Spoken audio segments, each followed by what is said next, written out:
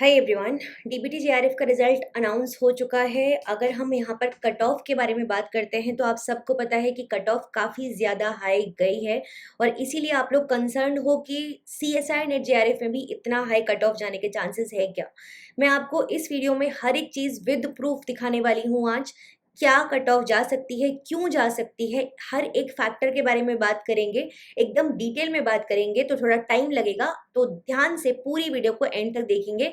और सबसे इंपॉर्टेंट बात, डीबीटी जेआरएफ की जो मैंने आपको कट ऑफ बताई थी एग्जैक्ट वही कट ऑफ गई है आपकी। अगर आप दो लोग देखेंगे वहां पर जाके, मेरा वीडियो ऑलरेडी अभी भी यूट्यूब पर है present, you can just go and watch that video as well. ठीक है, so let's talk about this particular कि दिस पर्टिकुलर टॉपिक की क्या कट ऑफ जा सकती है for CSI NET examination June 2023 या फिर दिसंबर जून का जो मर्ज्ड एग्जाम हुआ है उसका कट ऑफ क्या जा सकता है। देखिए, सबसे पहली बात तो ये है कि अगर हम डीबीटी एग्जामिनेशन की बात करते हैं तो यहाँ पर 221 मार्क्स था cut off for the category one. हम कैटेगरी वन के ही बारे में बात करेंगे, इट्स लाइक जेआरएफ। ठीक है, हम जैसे वहां पर नेट के बारे में डिटेल में बताऊंगी बाद में मैं, लेकिन फिलहाल हम कैटेगरी वन से ही कंपैरिजन रखेंगे। सो 221 मार्क्स गया है कट ऑफ आउट ऑफ 300, जो कि इन जनरल अगर मैं बात करती हूँ तो आपका 200 अगर आप नंबर ले आते हो तो हो जाता है सिलेक्शन डीबीटी में। बट क्योंकि पेपर का लेवल वॉज इजी, काफी आसान पेपर था। आसान हम क्यों बोलेंगे, बिकॉज बहुत सिंपल बात है कि यहाँ पर रेपिटेशन बहुत ज्यादा था। जो टॉपिक्स आपको बताए गए थे कि ये इंपॉर्टेंट एरियाज है, वहां से क्वेश्चंस आपको मिले थे, रिपीटेड चीजें बहुत मिली थी। जिसने थोड़ी भी ज्यादा मेहनत की होगी उसको अच्छे खासे नंबर यहाँ पर मिल गए होंगे। ठीक है, नाउ अब चलते हैं यहाँ पे कितने स्टूडेंट्स का सिलेक्शन हुआ। तो यहाँ पर टोटल सिलेक्शन हुआ है बेटा 500 प्लस स्टूडेंट्स का in the category for the category one. वहीं पे अगर हम सीएसआई नेट के रिजल्ट के बारे में बात करते हैं, आप यहाँ देख सकते हो ये 2022 जून का रिजल्ट है। ठीक है, यहाँ पर 782 स्टूडेंट्स जो कि जेआरएफ सीएसआईआर वाला जेआरएफ होता है वहां पर उनका सिलेक्शन हुआ जेआरएफ प्लस नेट। ठीक है, मतलब उनको एलएस भी मिल जाएगा। इफ दे एलएस भी मिल गया है उनको, तो if they want to apply for any university assistant professor post position, वो उसमें भी कर सकते हैं अप्लाई। फिर उसके बाद में यहाँ पर कुछ रिजल्ट आया था जहाँ पे आप देख सकते हैं विच इज 103 नंबर, ये सिर्फ और सिर्फ इनको जेआरएफ मिला है। सिमिलरली हम थोड़ा और आगे बढ़ेंगे तो यूजीसी जो जेआरएफ होता है वहां पर 3300 बच्चों का सिलेक्शन हुआ है। मतलब एक अगर हम रफ एस्टिमेट लेकर चलें तो ये जो नंबर है ये 4000 प्लस कुछ हमारे पास ये नंबर आ जाता है। वहीं पे डीबीटी में ये नंबर कुछ आ जाता है 500 प्लस।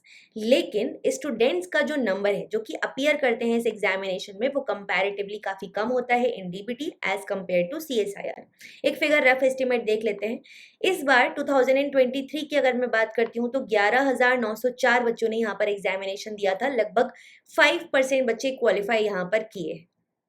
ठीक है, अगर हम बात करते हैं सीएसआई नेट एग्जामिनेशन की तो 22 में यहाँ पर 162,084 बच्चे अपीयर किए थे एग्जामिनेशन में, जिसमें से सिलेक्शन हुआ था 4000 स्टूडेंट्स का। मतलब लगभग 2.5% यहाँ पर सिलेक्शन है। और अगर हम 23 की बात करते हैं जो मर्ज्ड एग्जाम था जून और दिसंबर का, ठीक है, जून 23 एंड दिसंबर 22, तो यहाँ पर टोटल 274,027 बच्चों ने यहाँ पर पेपर दिया है। लगभग 1 लाख ज्यादा बच्चों ने इस बार अपीयर किया है पेपर में। ये चीज अपने आप कट ऑफ को थोड़ा बढ़ाने के लिए काफी है। ठीक, आप ऐसे समझ लो जैसे आप नॉर्मलाइजेशन के बाद आपका रिजल्ट आता है, वैसे यहाँ पर ये कट ऑफ जो मैं आपको बताने वाली हूँ वो सारे पॉइंट्स को ध्यान में रखते हुए एक नॉर्मलाइजेशन के बाद ही मैं आपको बताने वाली हूँ। ठीक है, सबसे पहले बात कर लेते हैं हम जेआरएफ के बारे में एंड देन एलएस। और जेआरएफ में भी क्योंकि मॉर्निंग और इवनिंग शिफ्ट का जो पेपर की डिफिकल्टी थी वो डिफरेंट डिफरेंट थी, तो मॉर्निंग शिफ्ट में अलग लिखूंगी और इवनिंग शिफ्ट में अलग लिखूंगी। लेकिन एलएस में एक जनरल नंबर मैं आपको दूंगी, ठीक है, आप उसे समझ सकते हैं। अगर हम मॉर्निंग शिफ्ट की बात करते हैं तो पेपर थोड़ा इजी टू मॉडरेट लेवल का पेपर था, या मैं मॉडरेट बोलूंगी, इजी तो नहीं बोलूंगी। लेकिन इवनिंग शिफ्ट का paper definitely moderate to difficult kind of paper था, थोड़ा चीजें वहां पर डिफरेंट थी। लेकिन नॉर्मलाइजेशन होगा तो डेफिनेटली आपको उस चीज का बेनिफिट मिलेगा। अगर हम यूआर मतलब अनरिजर्व्ड कैटेगरी के बारे में यहाँ पर बात करते हैं तो ये नंबर होना चाहिए कुछ 115 प्लस माइनस 5। मैं आपको पहले भी इस चीज के बारे में ऑलरेडी एक आइडिया दे चुकी हूँ कि कहाँ से ये नंबर निकल के आता है। ठीक है, किस बेसिस पर हम ये बात बोल सकते हैं। और वहीं पर अगर हम इवनिंग शिफ्ट के बारे में बात करेंगे तो यहाँ पर हम 5 नंबर कम कर लेते हैं। It should be 110 plus minus 5।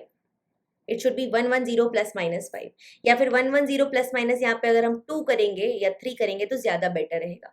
But इतना कम भी ये जा सकता है नंबर।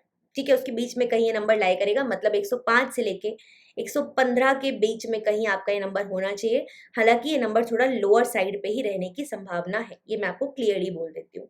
ठीक है, वहीं पर अगर हम बात कर लेते हैं EWS कैटेगरी के बारे में, तो EWS अगर हम बात करते हैं तो ये नंबर कुछ आसपास होना चाहिए 100 के, 100 प्लस माइनस 2 हम यहाँ पे रखेंगे। ठीक है, और अगर हम इवनिंग शिफ्ट की बात कर लेते हैं यहाँ पर, तो ये नंबर वापस से 95 के आसपास हो सकता है, 95 प्लस माइनस 2। अगर हम बात करते हैं OBC नॉन क्रीमी लेयर, तो ये नंबर हो सकता है कुछ 96 प्लस माइनस 4, और यहाँ पे ये नंबर हो सकता है 92 प्लस माइनस 4। अगर हम बात कर लेते हैं SC के कैटेगरी के बारे में, तो ये नंबर हो सकता है कुछ ओके, तो SC कैटेगरी का काफ़ी कम हो जाता है यहाँ पर अगर हम वेटेज देखेंगे तो SC कैटेगरी के केस में हम देख सकते हैं ये नंबर हो सकता है आपका कुछ 83 प्लस माइनस 2। ठीक है, सिमिलरली यहाँ अगर हम देखेंगे तो ये नंबर कम हो जाएगा, मतलब 80 प्लस माइनस 3 या 4 आप देख सकते हो। ओके, अगर हम ST कैटेगरी के बारे में बात करेंगे तो ये नंबर कुछ होना चाहिए 73 प्लस माइनस 2, और अगर हम यहाँ पे बात करेंगे तो ये नंबर होना चाहिए 70 प्लस माइनस 3।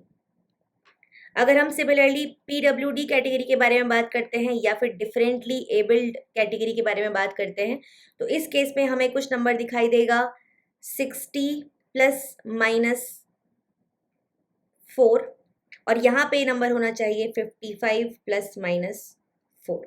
तो मैंने आपको एकदम सिनेरियो देने की कोशिश की है कि what can be the possible number जो आपको अगर आपके आ रहे हैं। और हम यहाँ पे मार्क्स के बारे में बात करें, we are not talking about the percentile और परसेंटेज, बिकॉज वो आपको NTA निकाल के देता है। आप जो खुद से स्कोर निकाल सकते हो वो आपके मार्क्स होते हैं। You can not calculate your percentile, है ना। परसेंटेज डेफिनेटली आप कैलकुलेट कर सकते हैं, बट परसेंटेज में अभी रिजल्ट नहीं आता, तो परसेंटाइल आप कैलकुलेट कर नहीं सकते। मार्क्स आपको पता है, मार्क्स अगर इसके अराउंड कहीं हैं तो आप प्रोबेबिलिटी बिल्कुल है कि आप सेफ जोन में होंगे।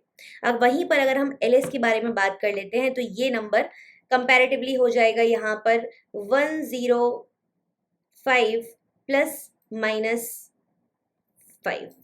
ठीक है, वहीं पर अगर हम यहाँ पे चलेंगे, मतलब अगर हम EWS कैटेगरी के बारे में बात करेंगे तो ये नंबर हो जाएगा 90 प्लस माइनस 5। अगर हम चलेंगे OBC कैटेगरी के बारे में बात करने के लिए तो ये नंबर हो जाएगा 85 प्लस माइनस 5। अगर हम SC कैटेगरी की बात करते हैं तो ये नंबर हो जाएगा 70 प्लस माइनस 5। अगर हम ST कैटेगरी की बात करते हैं तो ये नंबर हो जाएगा 64 प्लस माइनस 5।